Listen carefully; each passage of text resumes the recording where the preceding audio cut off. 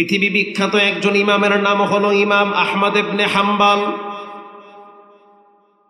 তিনি বলেন, কারো সন্তানের জিহ্বায় যদি কথা না ফুটে, সন্তান যেন প্রতিদিন মেসওয়াক করে।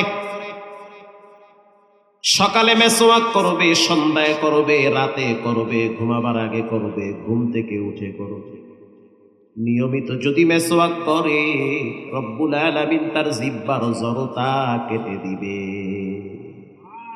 জিহ্বা পাতলা হয়ে যায়, তোতলামি কমে যাবে। কেউ যদি মনে করে যে আমার আওয়াজ সুন্দর হোক, কেউ কথা বললে মানুষ বসে, কেউ কথা বললে মানুষ বসতে চায় না, কেউ গালি দিলেও শুনতে বড় মজা হয়, আবার কেউ ভালো কথা বললেও মনে হয় গালি দেয়। আছে না এমন মানুষ? নিজের ঘরের মানুষগুলাও তার কথার উপরে বিরক্তি ভাব প্রকাশ করে। স্ত্রী পর্যন্ত বলে, বাচ্চাগুলার দিকে তাকায়া তার সাথে সংসার করি, তা না হলে করতাম না। সন্তানরা বলে, বাবার মাথায় সমস্যা, এজন্য কথার ভিতরে ভেজাল।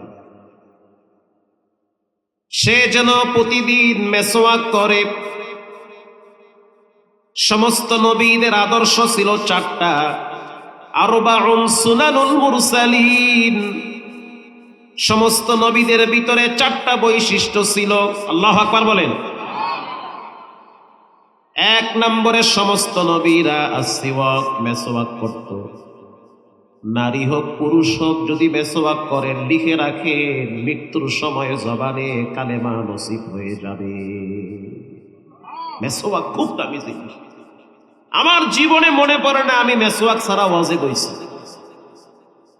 কারণ আমি মেসওয়াকের নগদ ফল পেয়েছি। মেসওয়াক করলে ভিতরটা পাতলা হয়ে যায়, মেসওয়াক করলে কণ্ঠ বসে না, বরং সুন্দর হয়। এজন্য নারী হোক পুরুষ হোক, সবাই যেন মেসওয়াক করে। মেসওয়াক করা সুন্নত, সব নবীরা মেসওয়াক করেছে। যদি মেসওয়াকের উপরে বয়ান করি ফজর হয়ে যাবে, তারপরেও শেষ হবে না। মেসওয়াকের এত দাম। নবীদের অন্যতম একটা বৈশিষ্ট্য ছিল, সমস্ত নবীরা খুশবু পছন্দ করত। খুশবু চেনেন? এই যে সকালবেলা চায়ের লাগে গুল্লে খায়, খুশবু মানে আতর। কি চাচা, আতর চেনেন না? হ্যাঁ চেনেন।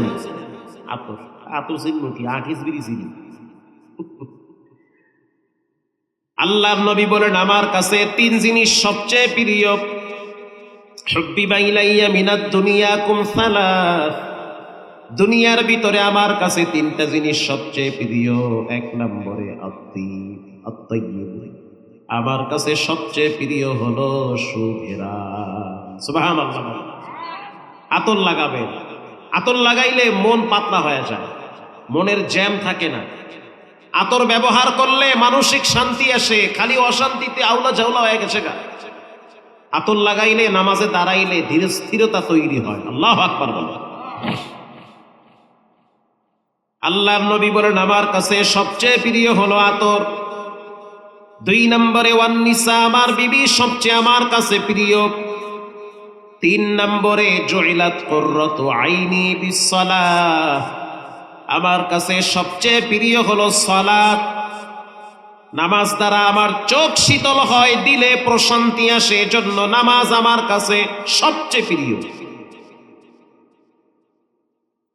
মা আয়েশা রাদিয়াল্লাহু তাআলা আনহা বলেন, একদিন রাত্রিবেলা আমি বুঝতে পারলাম আমার পাশে বিশ্বনবী নাই। আমি নজর করে দেখলাম রাহমাতুল লিল আলামিন, তিনি সিজদায় পড়ে আছে, আর তার চোখের পানি বায়া বায়া বায়া বায়া মাটি ভিজতেছে।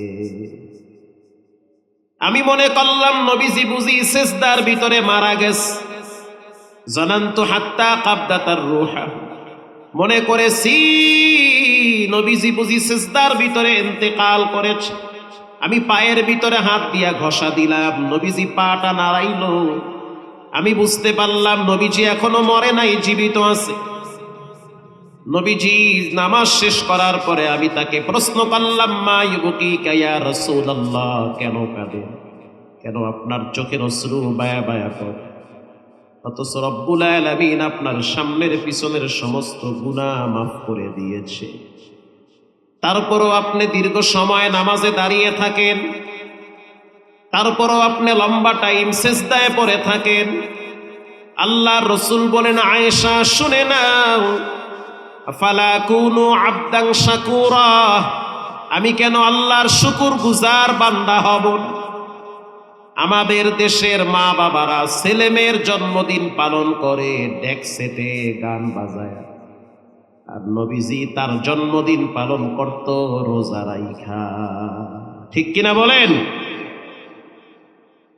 কেউ ভাই আপনার বাড়িতে এত আওয়াজ হইতে আছে, বক্সের আওয়াজ, গানের আওয়াজ, নাচানাচের আওয়াজ, পোলার জন্মদিন পালন কি? পোলার নাম রাখছেন কি? হুজুর দোয়া করেন, দোয়া করেন, খুব ভালো না। কি নাম? নাম রাখছে তুফান। হুজুরে করছে কি দেশের দৌড়। হুজুর হাদিয়া নিয়ে যান, তোর হাদিয়ার গুল্লি মারি, তুফানে ঘর ভাঙছে 7 বার। প্রিয় ভাইরা আমার, তাহলে কোরআনের ভিতরে এমনও কিছু সূরা আছে যেই সূরাগুলোর দ্বারা মানব জীবনের শান্তি আসে। আল্লাহু আকবার বলে। যেই সন্তান কথা শুনে না, সেই সন্তানের কানের গোড়ায় গিয়ে আপনি বেশি বেশি পড়বেন, ইন্না ফাতাহনা লাকা ফাতহাম মুবিনা।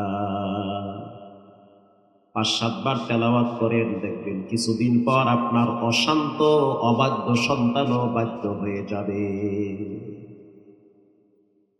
আপনার মেয়েটা বড় হয়ে গেছে, বিবাহ হয় না।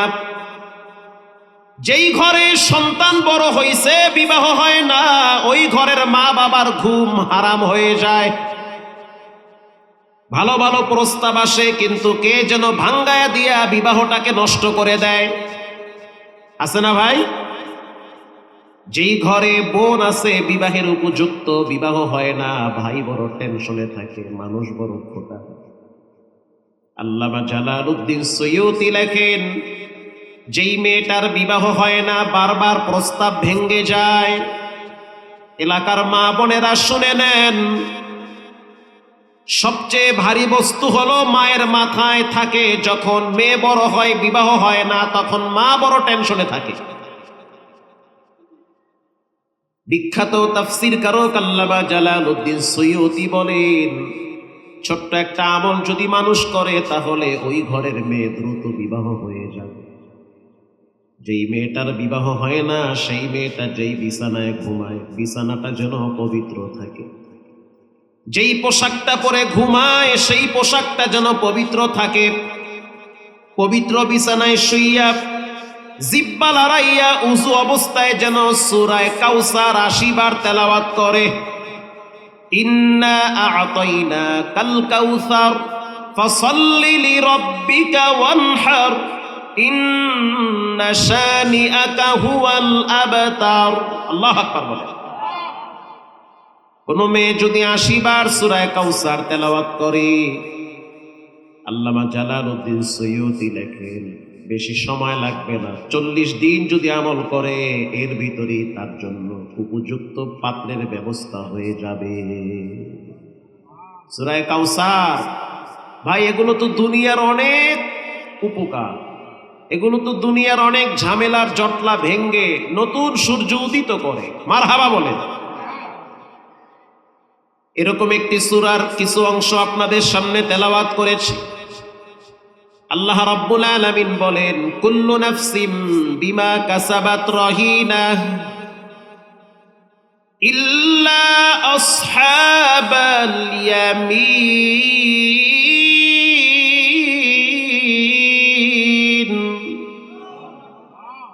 রব্বুল আলামিন বলেন, প্রত্যেকটা মানুষ সে তার কৃত কর্মের কাছে ধরা। কোন যুবক যদি কোন যুবতী মেয়ের ওড়না ধরে টান দেয়, আর যদি সে মনে করে যে আমি বাচ্চা গেছি, কেউ তো আমারে দেখে নাই, খোদার কসম এর পরবর্তীতে রবের ধরাটার জন্য তুমি অপেক্ষায় থাকো। রব বলেন, আলাম ইয়ালাম বিআন্নাল্লাহা ইয়ারা।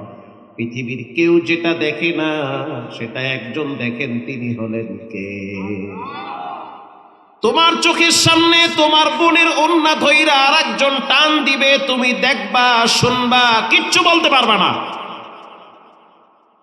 তোমার 3-4টা মেয়ে হবে, হতে পারে পরিস্থিতি এমন তোমার চোখের সামনে তোমার উপযুক্ত মেয়েটার জামা ধরে আরেকটা বখাটে যুবক টান দিবে, তুমি দেখবা শুনবা বুঝবা, কিন্তু কিচ্ছু বলতে পারবা না। কামা তাদিনু তুদানু, যেমন কর্ম তেমন ফল আছে না নাই? আমি তো জুমা পড়াই মতিঝিল মুগদা জিলপার মসজিদে, প্রায় জুমার দিন 7-8 হাজার মুসল্লি হয়, অনেক বড় মসজিদ।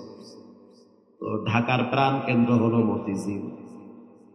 সেই মতিঝিলের পাশের এলাকার নাম হলো নন্দীগ্রাম, নন্দীপাড়া। এই নন্দীপাড়ায় একজন সাহেব বসবাস করে, সম্পদের মালিক, টাকার অভাব নাই, পার্সোনাল নিজের গাড়ি আছে, দামি ফ্ল্যাটে থাকে, বড় আরামায়েশের জিন্দেগি যাপন করে। কিন্তু তার চিন্তা হলো, দীর্ঘ 12 বছর পর আল্লাহ আমাকে একটা পুত্র সন্তান দিয়েছে, এই সন্তানটাকে আমি মাদ্রাসায় পড়ায়া হাফেজ বানাবো। নিয়ত ছিল না, যেহেতু আল্লাহ কোনো ছেলে মেয়ে দেয় না, এজন্য নিয়ত করছে যেন আল্লাহ একটা ছেলে দেয়, যদি ছেলে দেয় তাহলে হাফেজ বানাবে।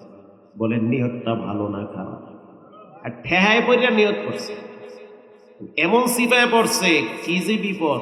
তো নিয়ত তো জীবনে করতো না, চিন্তা করছে মাইয়া পোলার না হওয়ার চাইতে একটা হওয়া ভালো। দেখি আল্লাহর লাগে একটা চুক্তি করে যে আল্লাহ যদি হয় তা মাদ্রাসায় মোল্লা মুন্সি বানাবো। আল্লাহ দিয়া লাইছে, এখন কি করবে? এখন তো আর ওয়াদা খেলাপ করতে পারে না। আল্লাহর লাগে ওয়াদা খেলাপ করলে ঝামেলা আছে না নাই?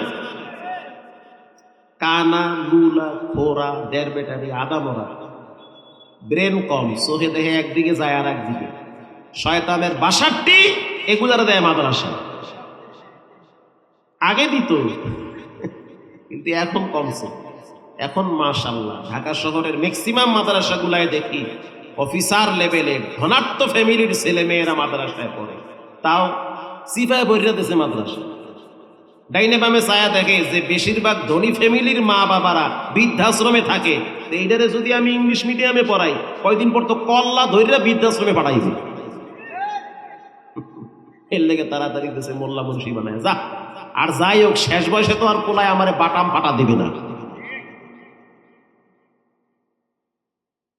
মাদ্রাসায় ভর্তি করলো, 3-4 মাস হয়ে গেছে। যেই মাদ্রাসায় ভর্তি করলো, নাম বললে এটা প্রচার হয়ে যাবে, নাম বললাম মতিঝিলের পাশে নামি দামি একটা প্রতিষ্ঠান। ভর্তি করলো, মাদ্রাসায় পড়তেছে, সাহেবের ছেলে, ওরকম 1000 সাহেবের ছেলে মাদ্রাসায় পড়ে। ওখানে ভর্তির জন্য চান্স নেওয়া লাগে, সচিবের ছেলে পড়ে, ডিআইজির ছেলে পড়ে, মোটামুটি শিক্ষিত ফ্যামিলির ছেলে মেয়েরা মাদ্রাসায় পড়তেছে, নামি দামি প্রতিষ্ঠান। প্রিন্সিপাল সাহেব বলল, একদিন ফজরের টাইমে দেখলাম এই ছেলেটার মা ফজরের টাইমে ছেলেটারে নিয়ে মাদ্রাসায় আসছে। তার মানে সাহেবের বউ ম্যাডাম। কি দাম? কি ম্যাডাম? সাহেব না, খালা কইলে তো ফিরে খাওয়া লাগে, ভাবি কইলে আরো ফিরে, ম্যাডাম কইবেন বাপসাপ বাড়বে। মাদ্রাসায় ঈশা বলতে আছে প্রিন্সিপাল সাহেবের সাথে সাক্ষাৎ করবে। বানোয়াট না, খোদার কসম সত্য কথা, যদি মিশা হয় তাহলে আপনার জুতা আমার ভিড়। মাদ্রাসায় ঈশা বলতে আছে প্রিন্সিপাল সাহেবের সাথে সাক্ষাৎ করব। প্রিন্সিপাল সাহেব বলতে আছে সাক্ষাতের সময় তো এখন না, নির্দিষ্ট সময় আসতে হবে। ম্যাডাম বলতে আছে আমিও তো ব্যস্ত মানুষ, আপনার সাথে আমি 2টা মিনিট কথা বলব। প্রিন্সিপাল সাহেব বলল যে হ্যাঁ, কি বলবেন বল। সিসি ক্যামেরায় সব দেখা যাচ্ছে, ম্যাডামে কি বলতেছে, বড় হুজুরে কি শুনতেছে, বাচ্চাটা সাথে দাঁড়ায় রয়েছে। সন্তানের মা বলতে আছে উস্তাদ, এটা আপনার মাদ্রাসায় পড়ে, আমার সন্তান, ওর বাবা সরকারি অফিসার, কিন্তু আমার সন্তান ইদানিং দেখতেছি অস্বাভাবিক আচরণ করে। তার মানে সহজ, ও বাসায় গেলে মাঝে মাঝে মেজাজ গরম করে, আমার শরীরে হাত দেয়। কি আউযুবিল্লাহ না নাউযুবিল্লাহ? ওস্তাদ বিষয়টাকে নরমাল করতে চাচ্ছে। বাচ্চা মানুষ হয়তো দুষ্টামি করে আপনাকে আঘাত করে। এবার এই ম্যাডাম বলতে আছে, না দুষ্টামি করে না, সিরিয়াসলি আমার শরীরে হাত দেয়। কিরকম হাত দেয়? মাঝে মাঝে পিছন থেকে আইসা মাথা বাঁচায় থাবড় দেয়। এটা কি আদব না বেয়াদব? আরো জোরে বলেন। এটা বেয়াদবি। উস্তাদ বলতে আছে, এত রকম বাচ্চা মারলে কি আপনি ব্যথা পান? বলে কোন কি ব্যথা পাই না, শীতের ভিতরে বাড়ি মারলে তো কান লগেই থাকে না। শীতের মধ্যে টোক্কা মারলে ব্যথা লাগে না, এই কামেই পোলাই করে। উস্তাদ বলতে আছে যে ঠিক হয়ে যাবে। বলে না, ঠিক হবে না। মাঝে মাঝে আমি যেই বেলন দিয়া রুটি বেলি, সেই বেলন দিয়ে আমার পিঠে আঘাত করে। ওস্তাদ বলতে আছে, শুধু কি আপনাকে মারে না, ওর বাবারেও মারে। বলে বাবার লাগে তো পারে না, কিন্তু টিভির রিমোট বাড়ি মারে। টিভির রিমোট ফিক্কে মারে। ওস্তাদ বলতে আছে, আপনি চলে যান, আমি বাচ্চার সাথে কথা বলবো গোপন। এবার প্রিন্সিপাল সাহেব বাচ্চাকে বলতে আছে, বাবা চকলেট আছে, চিপস আছে, চানাচুর আছে, তুমি এগুলো খাও। কারণ বাচ্চার মনের কথা নিতে হইলে নিজেকেও বাচ্চার মতো আচরণ করা লাগে, বাচ্চার সাথে মিশতে হয়। প্রিন্সিপাল সাহেব বাচ্চাকে বুকের কাছে নিয়ে বলতে আছে, সন্তান শুনলাম তুমি নাকি তোমার মাকে মারো। বাচ্চা বলতে আছে, উস্তাদ জি আমার তো মাঝে মাঝে অনেক রাগ উঠে, এজন্য জিদ কন্ট্রোল করতে না পাইরা আমি আমার মাকে আঘাত করি। উস্তাদ চিন্তায় পড়ে গেল, এতটুকুন বাচ্চার আবার জিদ আসলো কোথা থেকে? বাচ্চা বলতে আছে, উস্তাদ আমি আমার আব্বুর সাথে পারি, কিন্তু আমার মায়ের উপরে রাগ উঠে মাকে মারি, বাবার উপরে রাগ উঠলে টিভির রিমোট ফিকে মারি। উস্তাদ বলতে আছে, এবার আসল কথায় আসি, গোড়ায় আসি। দুনিয়ার ভিতরে তোমার চাচা চাচি কয়জন? কয় আমার কোনো চাচা নাই, শুধু আমার বাবা একা। উস্তাদ আবার বলতে আছে, তাহলে তোমার কোনো ফুফু আছে? বলে না, আমার কোনো ফুফু নাই। তাহলে এবার বলো তোমার দাদা দাদি বেঁচে আছে কিনা? বলে হ্যাঁ বেঁচে আছে। তোমার দাদা দাদি কোথায় থাকে, ঢাকায় না গ্রামে? উস্তাদ আমার দাদা দাদি দুইজনই মাদ্রাসায় পড়ে। এটা হইল কিছু? উস্তাদ চিন্তায় পড়ে গেল, বুড়ায় না হয় মাদ্রাসায় পড়ে, বুড়ি আবার কোন মাদ্রাসায় পড়ে? উস্তাদ বলতে আছে, আমরা যেই মাদ্রাসায় আছি নাম কি? বলে এটার নাম তো এটা। তো তোমার দাদা দাদি যেই মাদ্রাসায় পড়ে সেই মাদ্রাসার নাম লেখা দেখছি বয়স্কদের পুনর্বাসন কেন্দ্র, তার মানে বৃদ্ধাশ্রম। সেটা কোন জায়গায়? বলে গাজীপুর হোতাপাড়া। উস্তাদ বলতে আছে, তোমার দাদা দাদি গাজীপুর হোতাপাড়ায় থাকে, তোমরা কি দেখার জন্য যাও না? বাচ্চা বলতে আছে, উস্তাদ মাঝে মাঝে দেখার জন্য যাই, কিন্তু আমার দাদা আমার আব্বার সাথে কথা বলে না, আমার দাদি আমার মায়ের দিকে ফিরাও তাকায় না, আমার আব্বা দোকান থেকে আইসক্রিম নিয়ে যায়, কিন্তু আমার দাদি সেই আইসক্রিম খায় না। যখন আমি যাই তখন আমার দাদি আমারে জড়ায় ধইরা কপালে চুমা দিয়া শুধু কাঁদে আর বলে, নাতি এক সময় তোমার আব্বাও এরকম ছোট ছিল, বড় আদর কইরা আমি বড় বানাইছি, যত রকমের ভালোবাসা যত রকমের আদর স্নেহ সবই আমি দিয়েছি। আজ এখন তোমার বাবার দামি গাড়ি, দামি বাড়ি, দামি সম্পদে তোমার বাবায় ঘুরে, অথচ আমরা থাকতে পারি না। কামা তাদিনু তুদানু, যেমন কর্ম তেমন ফল। ওস্তাদ এবার বলতে আছে, সন্তান তুমি তোমার মা বাবারে কয়বার মারতা? একবার মারতাম। ওস্তাদ বলতে আছে, এখন থেকে 3 বেলা মারবা। ঠিক কিনা জোরে বলেন? কয় বেলা? 3 বেলা বাটাম দিবা। সকালে একবার দিবা, দুপুরে আর একবার দিবা, রাত্রিবেলা ঘুমের টাইমে টিভি উঠাইয়া তোমার বাবার মাথায় মারবা। যেই ঘরে মা বাবার থাকার জায়গা হয় না সেই ঘরটা তো মাটির সাথে গুড়ে দেওয়া দরকার। এটা আবার কিসের ঘর? এটা তো জাহান্নাম খানা। তখন কোরআনের একটা আয়াত মনে পড়ে গেল, কুল্লু নাফসিম বিমা কাসাবাত রহিন। যে আয়াত তেলাওয়াত করেছি, আল্লাহ বলেন প্রত্যেকটা মানুষে ভালো খারাপ কর্মের কাছে ধরা। ভালো করলেও এটার ফলাফল পাবে, খারাপ করলেও এটার শাস্তি পাবে কি পাবে না? খারাপ কাজ করলেও এটার শাস্তি পাবে। আল্লাহ রাব্বুল আলামিন কোরআনের ভিন্ন এক আয়াতে বলেন, ইল্লা আসহাবাল ইয়ামিন, যারা ডান দিকে থাকবে তাদের জন্যই সফলতা। কুল্লু নাফসিম বিমা কাসাবাত রহিনা, প্রত্যেকটা মানুষ সে তার কৃত কর্মের কাছে ধরা। কষ্ট হয় আপনাদের? একজন সাহাবী, সহজ সরল মানুষ, এটা বুখারী শরীফে আসছে, বুখারী শরীফে আসছে, সহজ সরল সাহাবী, খুবই সহজ সরল, প্যাঁচগোছ বুঝে না। আমাদের দেশে আমাদের সমাজে কিছু মানুষ আছে দুনিয়া নিয়ে অত তাদের মাতামাতি নাই, দুনিয়া নিয়ে অত টেনশন নাই, কিন্তু আখিরাত নিয়ে, পরকাল নিয়ে তাদের অনেক টেনশন থাকে। ঠিক কিনা বল? আমি যেমন আমার আব্বারে দেখছি ফজরের টাইমে চিকন কঞ্চি নিয়ে মসজিদের বারান্দায় বসে থাকে।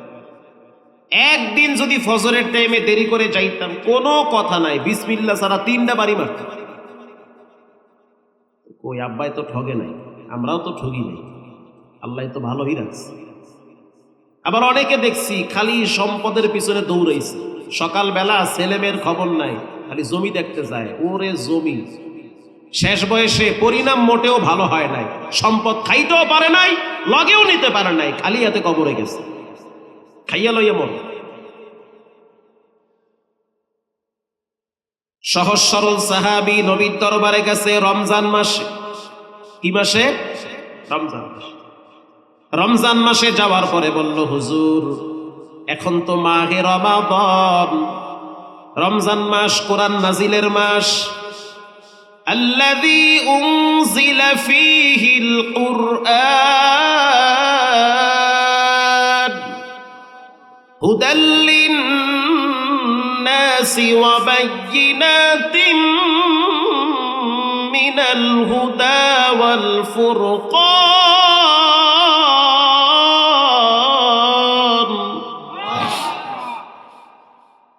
রব্বুল আলামিন কোরআন নাজিল করেছেন রমজান মাসে, রমজান মাসের মর্যাদা বাড়ায় দিয়েছে।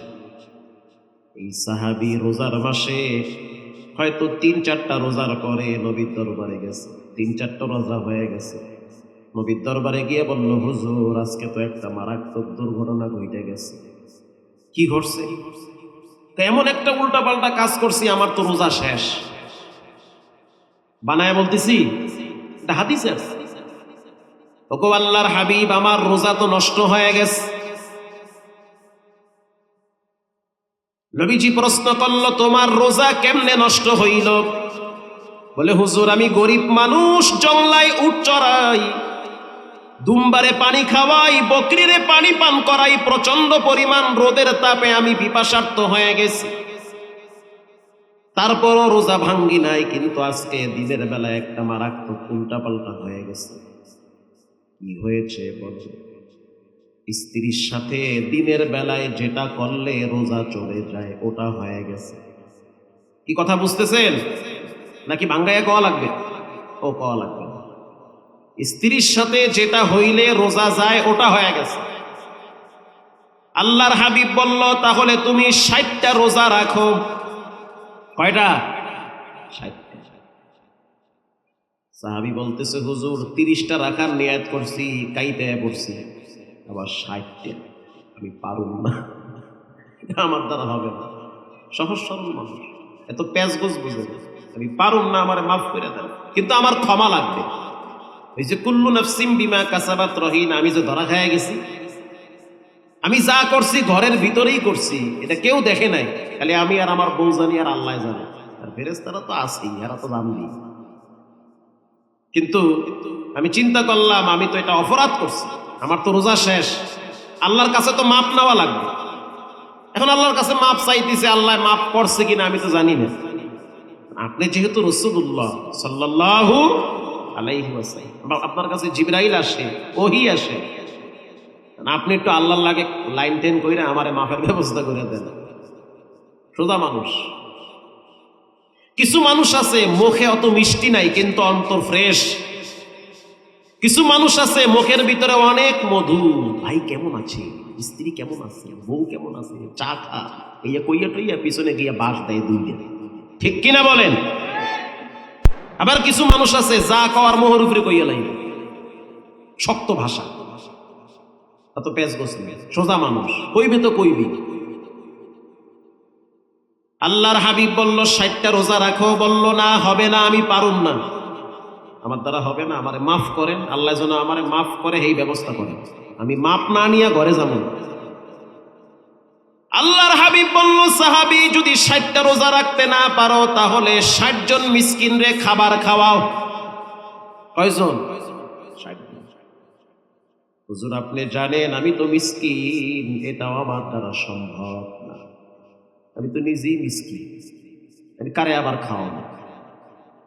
আমি উটেরে পানি খাওয়াই, দুম্বারে পানি খাওয়াই, গরিব মানুষ, আমি আবার কারে দাওয়াত দিয়ে খাওয়াবো? আল্লাহর হাবিব বলল 60 জন মিসকিনরে যদি খাওয়াইতে না পারো তাহলে একটা গোলাম আজাদ করে দাও। হুজুর আপনি জানেন আমি নিজেই তো গোলাম। কি কয় না কয়, আমি নিজেই তো গোলাম। 60 জন মিসকিনরে খাওয়ান খাওয়াও, আমি পারুম না, মাফ করে দাও। একটা গোলাম আজাদ করো, এটাও পারুম না। 60টা রোজা রাখো, আমি হ্যাঁ পারুম না, কিন্তু আমার মাপ লাগবে। তাহা 12টা, মাইয়াও চায় বড়টা। ঠিক কিনা বলেন? সহজ সরল বলেন। আর গোপনেও যদি অপরাধ হয়ে যায় আল্লাহর কাছে মাপ চান, কারণ গোপন পাপ মানুষকে গোপন ভাবে ধ্বংস করে। আল্লাহর হাবিব বুঝতে পারলো সাহাবী অনেক সহজ সরল, কলিজার ভিতরে জাহান্নামের ভয়, চোখের গোড়ায় পানি চলে আসছে। নবীজি তাকায়া দেখলো তার চোখের পানি বায়া বায়া, দাড়ি ভিজতেছে, তার জামাও ভিজতেছে। আল্লাহর নবী প্রশ্ন করলো কেন কাঁদো? বলে কবরের আযাবের ডরে কান্দি, জাহান্নামের আযাবের ভয় আমি কাঁদি, না জানি কোন শাস্তি আমার কবরে শুরু হয়ে যায়। আল্লাহু আকবার বলে। আল্লাহর ডর। মাইয়া পোলা মরলে কান্দে, দল ক্ষমতায় না গেলে ওরে কান্দা, কানতে কানতে ফেত কান্দনি শুরু হয়, ওরে কান্দরে, মানে চুরি করতে পারে না ভালো করতে। কিন্তু আল্লাহর আযাবের ভয় যে একটু কাঁদবে সেটা তার চোখে পানি আসে না, কারণ গুনাহ করতে করতে কলব গেছে শক্ত হইয়া, চোখে পানি আসবে। আল্লাহর হাবিব বুঝতে পারলো সাহাবী অনেক গরীব, তার চোখের গোড়ায় পানি, তার কলিজার ভিতরে আল্লাহর আযাবের ভয় চলে আসছে। আল্লাহর হাবিব বলল তাহলে একটু বসো। কষ্ট হয় আপনাদের? মজার কথা, একটু বসো। বৈশা আছে। নবীজি বলতে আছে একটু অপেক্ষা করো দেখি কি হয়। কিছুক্ষণ পর অনেক দূর থেকে ইয়ামেনের 2 জন যুবক নবীর দরবারে হাদিয়া নিয়ে আসছে। তখনও পর্যন্ত ইফতারির সময় হয় নাই। আল্লাহু আকবার বলে। 1 বস্তা আটা, 1 ডালা খেজুর, ডালা বোঝেন? ডালা, ডালা বোঝেন না? হাজি বোঝেন? ডালা, ডালা ধরেন একটা বালতি, যুগের ভাষা। 1 বালতি খেজুর নিয়ে আসছে আর 1 বস্তা আটা।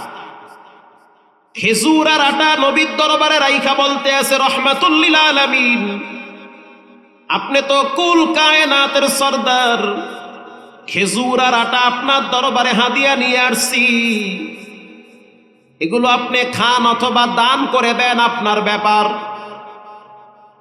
এগুলো নবীর দরবারে রাইখা 2 জন ব্যক্তি চলে গেল। নবীজি খেজুর আর আটা ওই গরিব সাহাবীকে দিয়ে বলল, যাও তুমি 60 জন মিসকিন রে ইফতারি করা। পিছনে যারা বইয়া রয়েছেন ওরা মনে হয় বুঝেন নাই, জোরে কোন সুবহানাল্লাহ। এখন এই সাহাবী খুব খুশি, আটার বস্তা পাইছে না, গরিব মানুষ তো। আটার বস্তার খেজুর নিয়ে সে মহল্লায় ঘুরতে গেছে, নিয়ে যাও, খাওয়ায়া দাও। মহল্লায় চক্কর দেওয়ার পরে ওই খেজুর আর আটার বস্তা নিয়ে নবীর সামনে দাঁড়ায় বলতে আছে, হুজুর আমি চিন্তা করে দেখলাম মদিনার ভিতরে আমার চেয়ে গরিব কেউ নেই, এগুলো আমার লাগবে, খেজুরও আমার লাগবে, আটাও আমার লাগবে। এটা বলার সাথে সাথে রাসূলুল্লাহ হেসে দিয়েছে। আল্লাহু আকবার বলেন।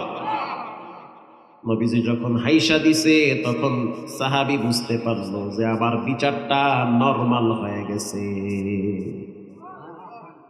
আল্লাহর হাবিব সুসংবাদ দিয়ে বলল যে রব্বুল আলামিন জানায়া দিছে তোমার মতো সহজ সরল মানুষকে আল্লাহ মাফ করে দিছে।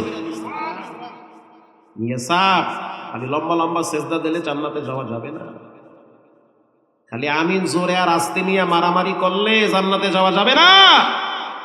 জান্নাতে যাইতে হলে দিলটাকে পরিষ্কার রাখতে হবে, ফ্রেশ দিল নিয়ে চলবে। প্রিয় ভাইয়েরা আমার, একটা বেশ্যা মহিলাকেও তো আল্লাহ মাফ করছে, এটাও তো বুখারীর হাদিসে আছে। সারা রাত পতিতালয় দেহ বিক্রি করছে, সকালবেলা কুত্তারে পানি খাওয়াইছে, আল্লাহ কইছে মাফ, মারহাবা বলেন, যাও তুমি ক্ষমা। আব্দুর রহমান সুক্কারি অনেক বড় মুহাদ্দিস, সব হাদিসওয়ালারা জানে তার খবর। হাদিস লিখতেছে, হাদিস লিখতে গিয়ে একটা মাসি আইসা তার কলমের মাথায় বসছে কালি খাইতে, তিনি কলমটা লাড়া দেয় নাই, লাড়া দিলেই তো মাসিটা চইলা যায়। আচ্ছা তুমি যখন আমার কলমের উপরে বসছো, খাইতে থাকো, তুমিও আল্লাহর সৃষ্টি, আমিও আল্লাহর সৃষ্টি। এই যে মাসিরে কালি খাওয়াইছে, আল্লাহ তাআলা তারে মাফ করে দিছে। আল্লাহ চাইলে পারে কি পারে না? সবই পারে। এজন্য আল্লাহর কাছে দিলটাকে সহজ সরল করেন, পেঁচগোছ রাখবেন। কিছু মানুষ আছে দুনিয়া অনেক ভালো বুঝে, আখেরাত বুঝতে চায় না। কাপড়ের দোকানে গেলে টেইলার্স মাস্টাররে বলে ভালো একটা কাপড় দেন, ধুতি কাপড় দিবেন, পাঞ্জাবি বানাবো, গরম আইছে না। টেইলার্স মাস্টার একটা কাপড় বাইর করছে, নেন চাচা, দামি কাপড়, ভালো কাপড়, পইরা আরাম পাবেন। চাচা এই কাপড়টা হাতে নিয়ে খালি ডলে, কি করে দেখে ঠিক আছে কিনা, ডলতে ডলতে ডলতে ডলতে 10 মিনিট ডলছে, মানে বহুত জাস্টিফাই করে এরকম ছেঁড়া বেড়া করতে করতে জিররেই গেছে। ভাই দুটি কাপড় অকতক্ষণ টানলে খায়, অত জিররেই যায়। ধমক দিয়ে বলে মিয়া সাপ, টাকা দিয়া মাল কিনু আর তুমি কম দামি কাপড় দিচ্ছ আমার, তুমি কি আমার অকা পাইছো? টাকা দিয়া মাল কিনুম না আমি? তার সিস্টেমও ঠিক আছে, সে একটা মাল কিনবে হিসাব নিকাশ করে কিনবে না। আরে বাজারে গেছে দুধ কিনতে, গরুর দুধ, হেনে গিয়ে দেখি গরুর দুধের ড্রামের ভিতরে ডাইরেক্ট আঙ্গুল হান্দায় দিছে, হান্দায় দিয়ে উপরে উড়াইয়া দেখে যে তাড়াতাড়ি পড়ে গেছে। দূর মিয়া তুমি পানি মিশাইছো, লদর বদর দুধ আমি কিনুম না। ঠিক কিনা বলেন?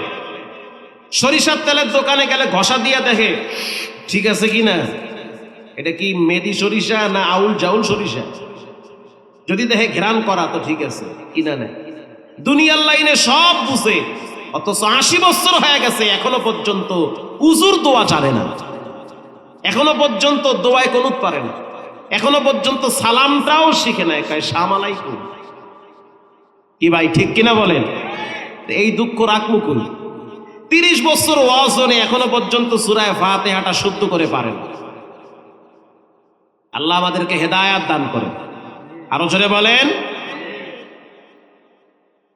এজন্য রব্বুল আলামিন বলেন কুল্লু নাফসিন বিমা কাসাবাত রাহিনা ইল্লা আসহাবাল ইয়ামিন। বান্দা তুমি যদি ভালো কাজ করো এটার ফলাফল তুমি পেয়ে যাবে, আর যদি একটা গোপনেও গুনাহ করো ওটার শাস্তি তোমাকে ভোগ করা লাগবে। আল্লাহর নবীর একজন সাহাবীর নাম হলো সালামাতুন আনসারী রাদিয়াল্লাহু তাআলা আনহু। নবীজি সাল্লাল্লাহু আলাইহি ওয়াসাল্লাম সাহাবীদেরকে নিয়ে জিহাদের ময়দানে চলে গিয়েছে। আর মদিনায় তার একজন বন্ধু ছিল, নাম হলো আব্দুর রহমান ইবনে আউফ রাদিয়াল্লাহু তাআলা আনহু। তিনিও জিহাদের ময়দানে যাওয়ার সময় সালামাতুল আনসারীকে বলল, তুমি আমার ঘরের বাজার সদায় পৌঁছায়া দিবা, ঘরের খোঁজ খবর নিবা, আমি যুদ্ধে গেলাম। সাহাবীরা যুদ্ধে চলে গেছে। সালামাতুল আনসারী একদিন দুপুরের টাইমে বন্ধুর ঘরে ঢুকছে বাজার সদায় দেওয়ার জন্য। বন্ধুর স্ত্রী হাত বাইর কইরা যখন বাজার নিতেছিল, নবীজির সাহাবী সালামাতুন আনসারী রাদিয়াল্লাহু তাআলা আনহু অন্যের বিবির হাত দেখা হাতটা ধইরা ফেলাইছে। যখনই হাতটা ধরল তখন তার বন্ধুর স্ত্রী বলতে আছে, ইন্নী আখাফুল্লাহ, আমি একজনকে ভয় করি। চিল্লায় বলেন তিনি হলেন কে? এটা বলার সাথে সাথে সাহাবীর কলিজার ভিতরে আগুন লাগিয়ে গেছে। আল্লাহর ডর এমন ভাবে কলিজার ভিতরে বিদ্ধ হইছে, হাতটা ছাইরা দিয়া ঘর থেকে বের হইয়া দৌড়ায়া জঙ্গলায় চলে গেছে। চোখের পানি ছেড়ে দিয়া বলে, আরশের মালিক আল্লাহ, কেন আমি শয়তানের ধোকায় আর একজনের বইয়ের হাত ধরলাম? এখন আমার কি উপায় হবে? মানুষ যতটুকুন পানিতে নামে ততটুকুন ভিজে, যতটুকুন পাপ করবে ততটুকুন শাস্তি ভোগ করা লাগবে। প্রিয় ভাইয়েরা আমার, কিছুদিন পর যখন সাহাবায়ে কেরাম মদিনায় চলে আসছে, আসার পর আব্দুর রহমান ইবনে আওফ রাদিয়াল্লাহু তাআলা তিনি ঘরে যাওয়ার পর বিস্তারিত সব ঘটনা তার স্ত্রীর কাছ থেকে শুনছে। তোমার বন্ধু আমার হাতটা ধরছিল, হাত ধরার পর আমি বলছি আখাফুল্লাহ, আল্লাহরে ডরাই। বলার সাথে সাথে তোমার বন্ধু হাত ছাইরা দিয়া জঙ্গলায় চলে গেছে। আব্দুর রহমান বলতে আছে, বিবি তারে মাফ করে দাও, আমিও তারে মাফ করে দিয়েছি। এবার তারে খোঁজার জন্য জঙ্গলায় চলে গেছে, পাহাড়ে চলে গেছে। আল্লাহকে যদি খুশি বানাইতে হয় চোখের পানির বিকল্প নাই। সাহাবায়ে কেরাম কানতে কানতে চোখের নিচে দাগ পরায় ফেলাইছে আল্লাহর আযাবের ডরে।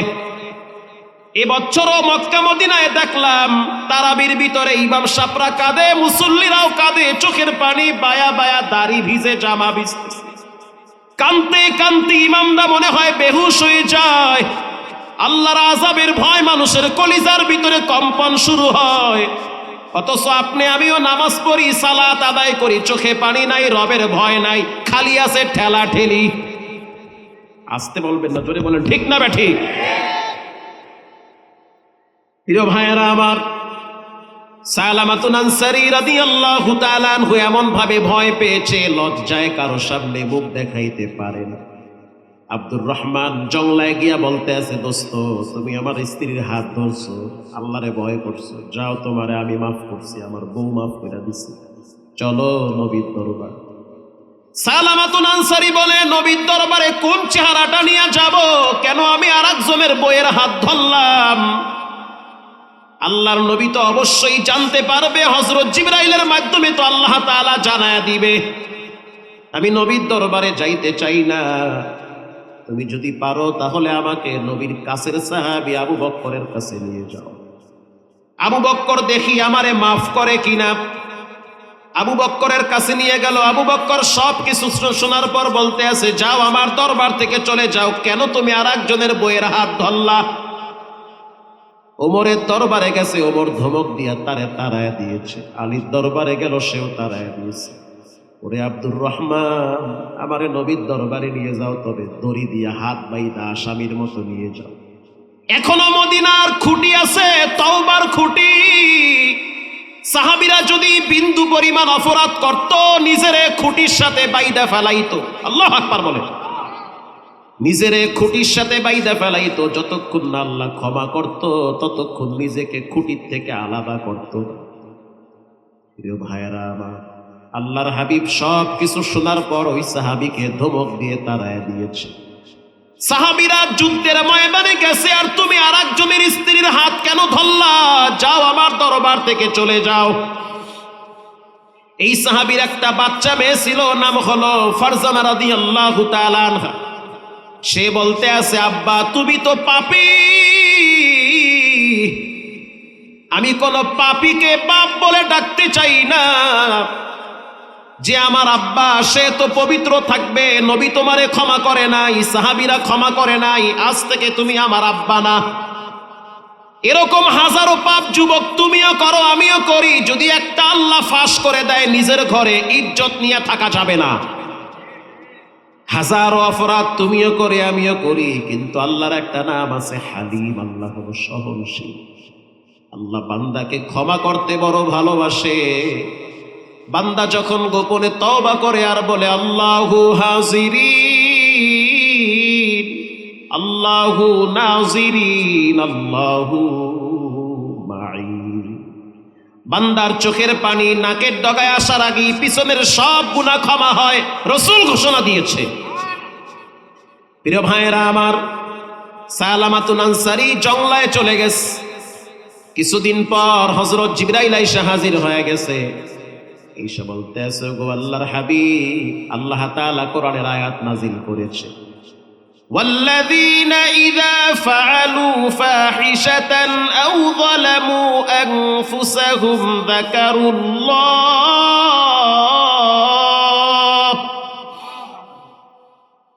নবী আপনি জানায় দেন, কেউ যদি ফায়সা কাজ করে, গুনাহের কাজ করে, খারাপ কাজ করে, নিজের নফসের উপরে জুলুম করে, এরপরে যদি সে তওবা করে ক্ষমা চায়, আমি রব তাকে ক্ষমা করে দিব। ওই সাহাবী গুনাহের কারণে তওবা করেছে, ক্ষমা চেয়েছে, আমি রব তাকে ক্ষমা করে দিয়েছি। আল্লাহর হাবিব আবু বকরকে বলল, পাহাড়ে গিয়া দেখো সালামাতুন আনসারী কোথায় আছে। আবু বকর, ওমর, ওসমান চলে গেল পাহাড়ে, গিয়া দেখতে আছে সাহাবী সিজদায় পড়ে কাঁদতেছে আর আল্লাহর দরবারে চোখের পানি ছেড়ে অতীতের গুনাহের জন্য ক্ষমা চাচ্ছে। আবু বকর গিয়া বলল, রব্বুল আলামিন তোমাকে মাফ করেছে, আল্লাহর রাসূলের কাছে কোরআনের আয়াত নাজিল হয়েছে। এবার এই সাহাবীকে নিয়ে চলে গেল মদিনায়। হাদিস শরীফে আসছে, মদিনায় যাওয়ার পর গিয়া দেখতে আছে রাহমাতুল লিল আলামিন মসজিদে নববীতে ফজরের সালাত আদায় করতেছে। আল্লাহু আকবার। নবীজি ইমামতি করতেছে, নামাজের ভিতরে সূরা তাকাসুর তেলাওয়াত করে, আলহাকুমুত তাকাসুর হাত্তা যুরতুমুল মাকাবির। এই আয়াত বড় কঠিন আয়াত, বড় শক্ত আয়াত, বড় পাওয়ারফুল আয়াত। হাত্তা যুরতুমুল মাকাবির, মানুষের পেটের খিদা নিবারণ করবে কবরের মাটির দ্বারা কে? প্রিয় ভাইয়েরা আমার, সালামাতুন আনসারী নামাজের ভিতরে জোরে একটা চিৎকার মারছে, কারণ তার কলিজার ভিতরে ভয়েতে কম্পন শুরু হয়ে গেছে। নামাজ শেষ হওয়ার পর তাকায় দেখলো সাহাবী জমিনে বেহুশ হয়ে পড়ে আছে। আল্লাহর হাবিব সালমান ফার্সিকে বলল, তুমি না ডাক্তার, তোমার জ্ঞান বেশি, বুদ্ধি আছে তোমার, ডাক্তারি চিকিৎসা তুমি ভালো করো, তুমি দেখো চিকিৎসা করো তার কি অবস্থা। সালামাতুন আনসারী বলতে আছি, ইয়া রাসূলুল্লাহ, এতক্ষণ পর্যন্ত জীবিত ছিল, নামাজ শেষ হওয়ার পর তার ভিতর থেকে প্রাণটা বের হয়ে গেছে, ইন্তেকাল করেছে। ইন দি মিন টাইমে ছোট্ট একটা বাচ্চা ফারজানা রাদিয়াল্লাহু তাআলা আনহা বাবার গলাটা জড়ায় ধইরা চোখের পানি ছেড়ে কাঁদতেছে আর বলতে আছে, আব্বা জান, নবী তোমাকে মাফ করেছে, রব তোমাকে ক্ষমা করেছে, সবাই মাফ করেছে, আজ থেকে তুমি আমার আব্বা। কিন্তু তুমি তো মারা গেলা, কাকে আমি আব্বা বলে ডাকবো? আল্লাহর হাবিব বলতে আছে, ফারজানা তুমি কাঁদবা না, মুহাম্মদ আজ থেকে তোমার আব্বা।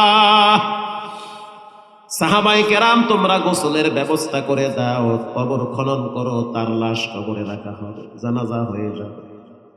আল্লাহর হাবিব পা উঁচা হয়ে করে করে করে করে জানাজায় উপস্থিত হচ্ছে। হযরত ওমর পিছন থেকে তাকায় দেখতেছে নবী আঙ্গুলের উপরে ভর দিয়া দিয়া জানাজায় হাজির হইতেছে। হযরত ওমর রাদিয়াল্লাহু তাআলা আনহু প্রশ্ন করল, কি ব্যাপার গো আল্লাহর হাবিব, আঙ্গুলের উপরে ভর দিয়া দিয়া আপনি জানাজায় হাজির হন? আল্লাহর হাবিব বলতে আছে, রব্বুল আলামিন তাকে এই পরিমাণ ক্ষমা করেছে যে তার জানাজায় লক্ষ লক্ষ ফেরেশতারা হাজির হয়েছে। আল্লাহ রব্বুল আলামিনের কাছে সে প্রিয় হয়ে গেছে। কুল্লু নাফসিন বিমা কাসাবাত রহিনা, যে ব্যক্তি গোপনেও পাপ করে সে গোপনে ধরা খায়, যে ব্যক্তি গোপনে ভালো কাজ করে তার মর্যাদা গোপন ভাবে বাড়ায় দেয় কে? এজন্য প্রত্যেকটা মানুষের উচিত গোপনে গোপনে আল্লাহর কাছে তওবা করা। কিছুই যদি না পারেন প্রতিদিন 100 বার বলবেন আস্তাগফিরুল্লাহ। আরবিতে যদি না পারেন তো বাংলায় বলেন, আল্লাহ আপনি আমারে মাফ করেন। ঠিক কিনা বলেন? আল্লাহ আপনি আমাকে ক্ষমা করেন। যেই নবীর কোনো গুনাহ নাই সেই নবীও প্রতিদিন 100 বার আল্লাহর কাছে তওবা করেছে। আল্লাহর রাসূল বলেন, আমি বলি নাই, রাসূল বলেছেন, আত-তাইবু মিনাজ যামবি কামাল্লা যামবালা। অন্য এক হাদিসে রাসূল বলেছেন, মান বাকা মিন খাশিয়াতিল্লাহ হারামাল্লাহ তিলকাল আইনা আলান নার। যে ব্যক্তি তওবা করে সে নিষ্পাপ বাচ্চাদের মতো মাসুম হয়ে যায়। ইয়াতাসাআলুনা আনিল মুজরিমিনা মা সালাকাকুম ফি সাকার ক্বালু লাম নাকু মিনাল মুসাল্লিন।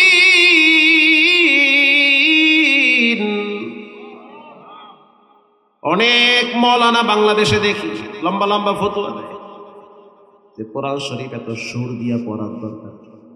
একটা সাহস থাকলে মক্কা মদিনায় গিয়ে ফতোয়া দেয়। মক্কা মদিনার ইমামদের তেলাওয়াত শুইনা তো মানুষের দিল কেঁপে ওঠে। আল্লাহর নবী সুর দিয়া দিয়া কোরআন শরীফ তেলাওয়াত করছে।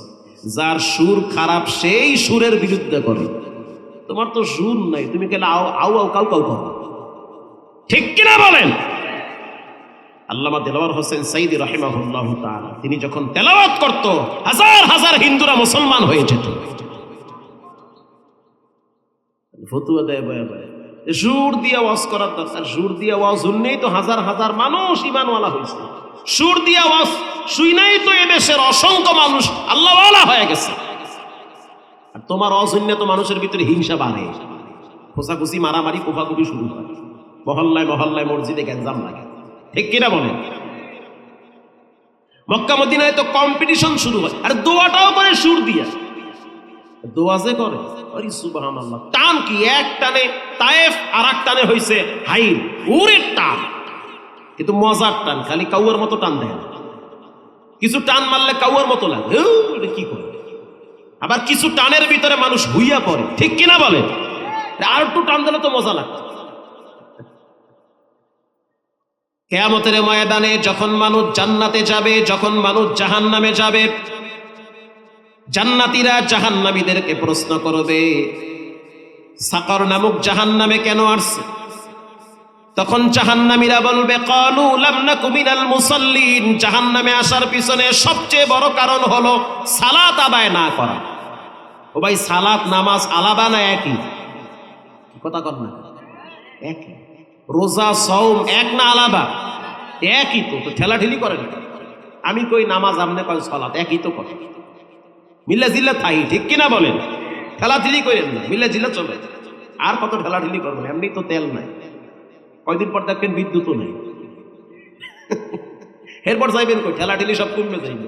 মসজিদে গিয়া ধমক দিয়া কইতেন না ফ্যান ছাড়ো, এসির পাওয়ার বাড়ো, কয়দিন পর দেখবেন বাতিও চলে। কিয়ামতের আগে এমন ঘটনা হবে কি হবে না? রাস্তাঘাটে আগে দেখতাম হুন্ডার ঠেলায় হাঁটা যাইত না, হুদা জায়গায় গায়ের উপর লই দিত।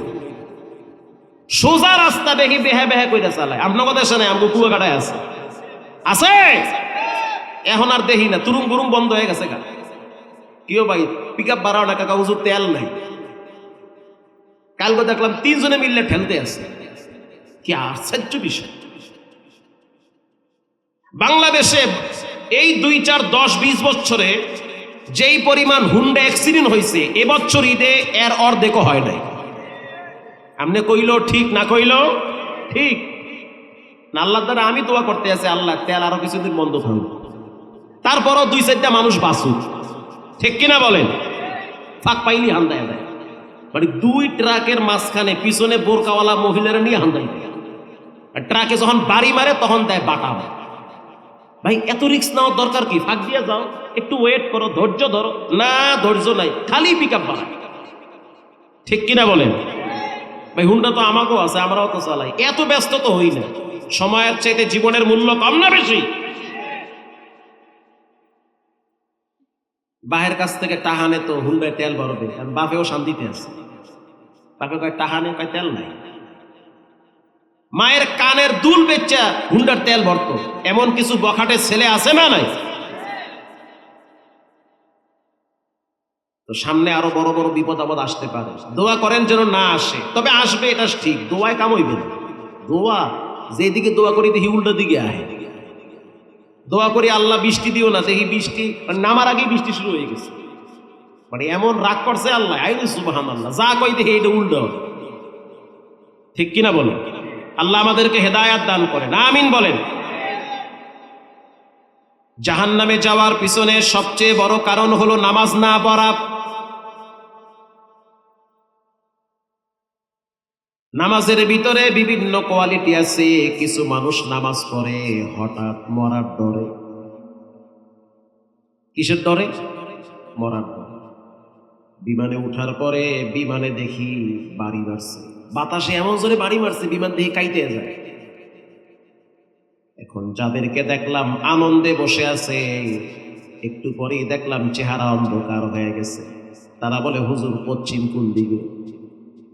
কি কোন দিকে? পশ্চিম। ভাই এশারের নামাজ পড়েন নাই? বিমান তো ছাড়ছে রাত্র 12টায়, এশা পড়ছেন? পড়ি নাই, খালি মোবাইল টিপছে।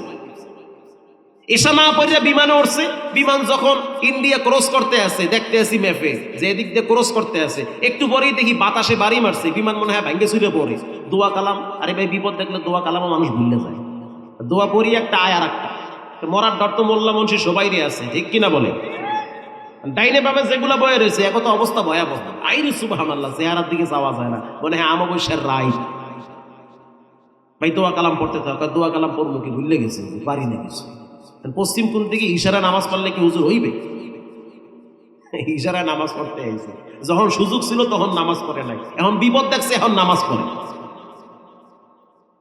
লঞ্চে যখন বরিশাল যাই তখনও দেখছি কিছু মানুষ বসে বসে তাস খেলায়। বলি ভাই চলেন সাবে গিয়া নামাজ পড়ি।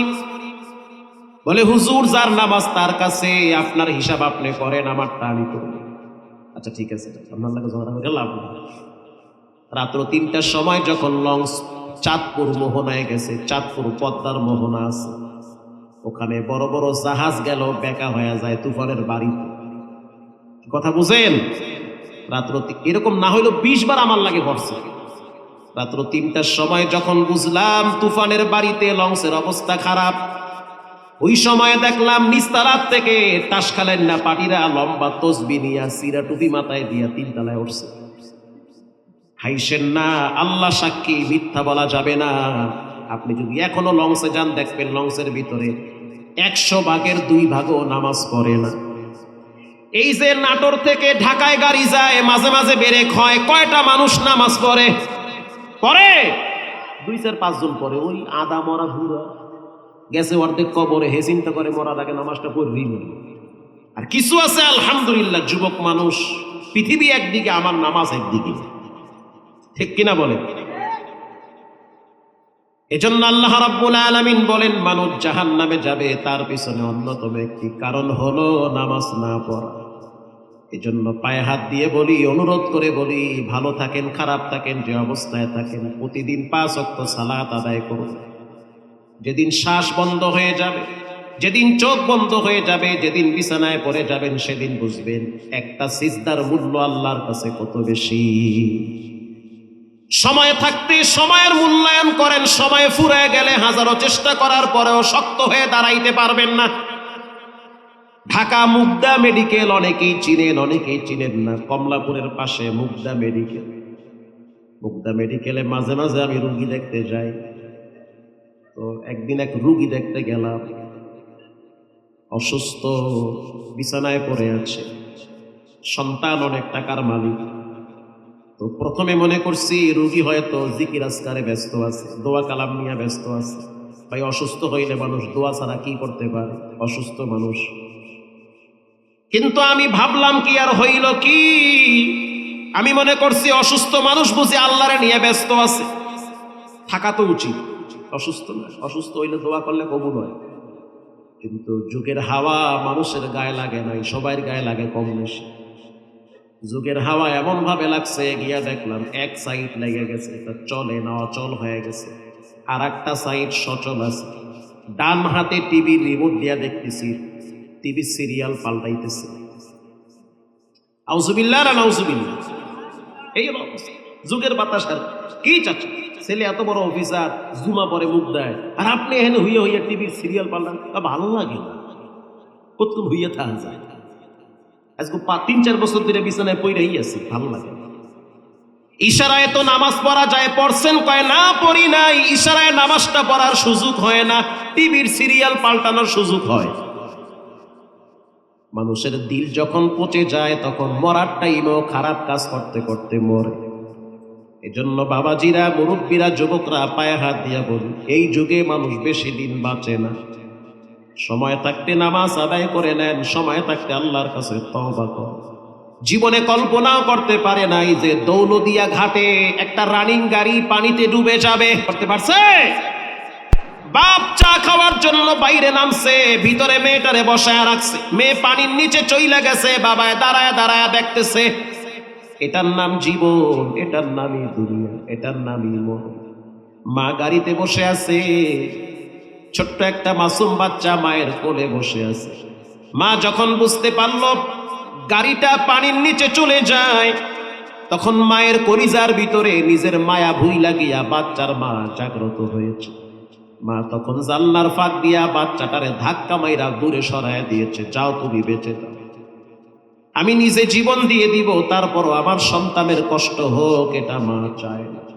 শুধু তাই না, এখনো পাটুরিয়া ঘাটে গিয়া দেখো প্রতিদিন মা বাবা দাঁড়ায় দাঁড়ায় ছেলে মেয়ের জন্য কাঁদে। মা বাবা দুইজন বাথরুমে যাওয়ার জন্য গাড়ির থেকে নাইমা দূরে গিয়েছে, গাড়ি তো চইলা গেছে পানির ভিতরে, গাড়ির ভিতরে ছোট্ট দুইটা বাচ্চা বসা, বাচ্চা বসে বসে চিপস খাইতেছে, অথচ মা দাঁড়ায় দাঁড়ায় দেখতে আছে পানির নিচে চলে গেছে। একটা 18 পারা হাফেজ আমি, সেও দেখলাম পানিতে চলে গেল। এটার নামই হলো জীবন। রমজান মাসের ঘটনা আপনারা পত্রিকায় দেখছেন, মাঘী রমাদান মাস, রমজান মাস চলতেছে, বিবাহের অনুষ্ঠান, 12 জন বর যাত্রী সহ একটা মাইক্রো গাড়ি গাড়ির চাকার নিচে চলে গেছে। একজন আর দুইজন মারা যায় নাই, 12 জন মানুষ মারা গেছে, ছোট্ট বাচ্চাও মারা গেল। কল্পনাই করতে পারে নাই যে গাড়ির চাকার নিচে জীবন চলে যাবে। যেই মেয়েটা হাতে মেহেদি লাগাইছিল, হাতের রং দেখা স্বামী খুশি হবে, নবদাম্পত্য জীবন শুরু হবে, কত স্বপ্ন কত আশা, কিন্তু আল্লাহর সিদ্ধান্ত হয়ে গেছে হাতের মেহেদির রং শুকাবার আগে রক্তের লাল হয়ে গেছে। ঠিক কিনা বলে? এটার নামই দুনিয়া। এজন্য আজ থেকে তওবা করে নেন, জীবনে কারো হক নষ্ট করবেন না। যতদিন বেঁচে আছেন মা বাবার সাথে বেয়াদবি করবেন না। যার উপরে মা বাবা অসন্তুষ্ট, সে যদি কাবার ইমাম হয় আল্লাহর কাছে কোনো মূল্য থাকবে না। জীবনে যদি দামি হতে চান, মা বাবার সাথে ভালো ব্যবহার।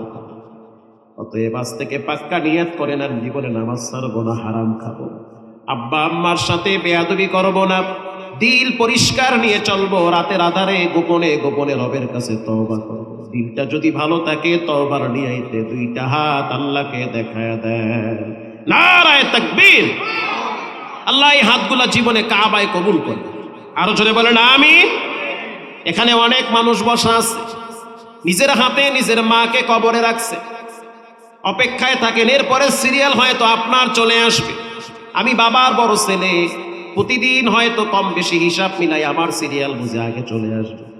আমার আব্বাও বড় সন্তান, প্রায় দিন হিসাব মিলায় বলে যে হয়তো আমার ডাক আগে চলে আসবে। অতএব জীবনের কার হায়াত কখন ফুরায় যায় কেউ জানে না।